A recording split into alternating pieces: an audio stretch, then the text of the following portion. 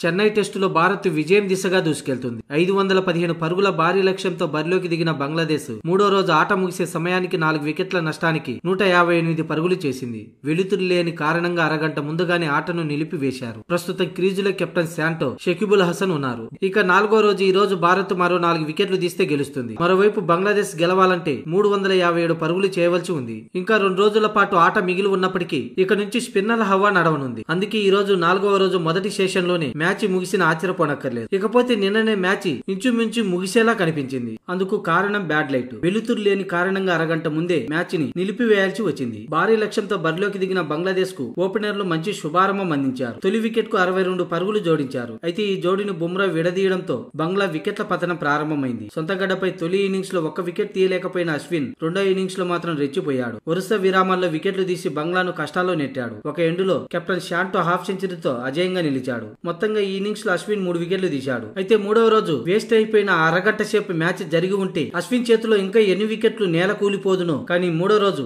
వెల్లుతురు లేని కారణంగా బంగ్లాదేశ్ బతికిపోయింది. అయినా కూడా ఈ రోజు 2-3 గంటల్లోపు టీమిండియా బౌలర్లు ఫినిష్ చేయడం ఖాయం.